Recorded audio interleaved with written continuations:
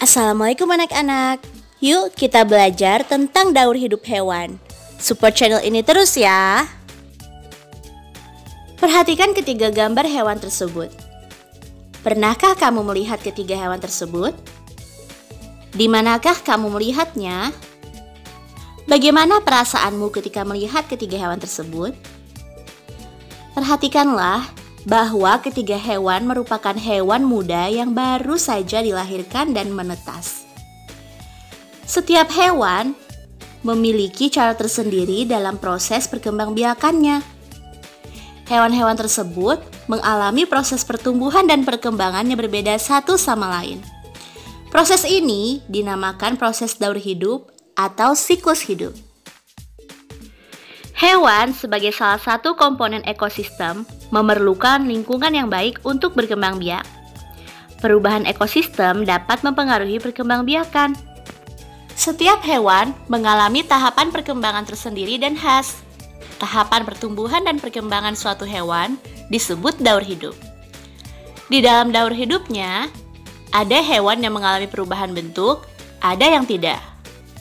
Hewan yang mengalami perubahan bentuk pada tahap tumbuh kembangnya disebut mengalami metamorfosis. Hewan apa sajakah yang mengalami metamorfosis dan tidak mengalami metamorfosis?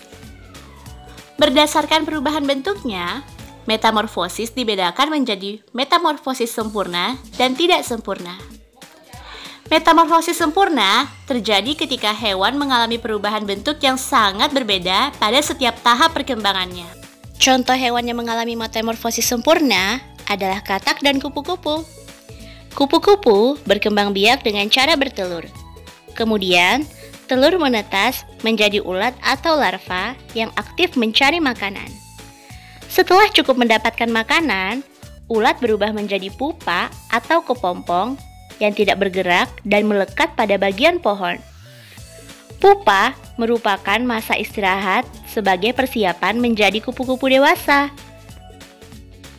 Adapun metamorfosis tidak sempurna terjadi pada hewan yang mengalami perubahan bentuk yang tidak terlalu berbeda pada setiap perkembangannya.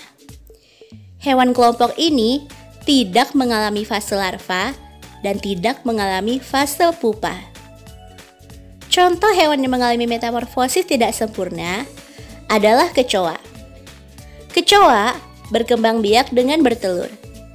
Telur kecoa menetas berubah menjadi kecoa muda yang disebut nimfa. Nimfa mengalami beberapa kali pergantian kulit sebelum menjadi kecoa dewasa. Pergantian kulit ini disebut ekdisis.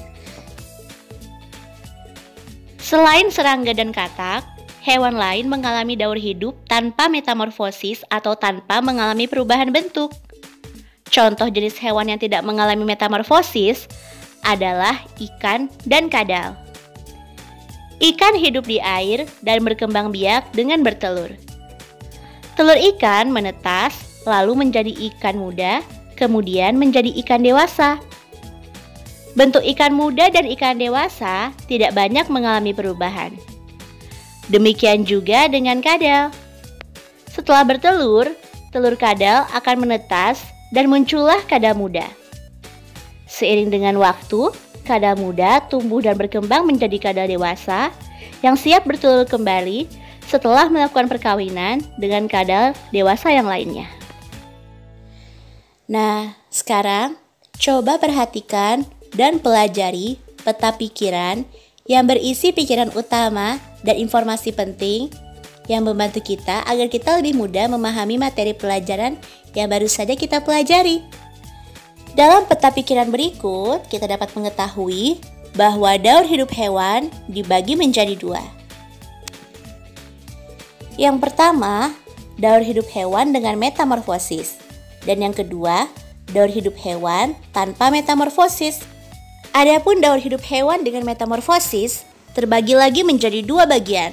Yang pertama yaitu metamorfosis sempurna dan yang kedua metamorfosis tidak sempurna. Contoh metamorfosis sempurna dialami oleh hewan kupu-kupu dan contoh metamorfosis tidak sempurna dialami oleh hewan kecoa.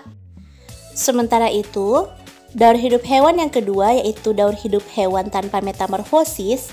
Contohnya seperti yang terjadi pada hewan ikan dan hewan kadal. Sekarang, coba kamu perhatikan diagram daur hidup ketiga hewan berikut. Ada daur hidup katak, daur hidup siput, dan daur hidup kucing. Nah, daur hidup hewan mana sajakah yang tidak mengalami metamorfosis? Jelaskan alasanmu. Jawab di kolom komentar ya. Ibu tunggu.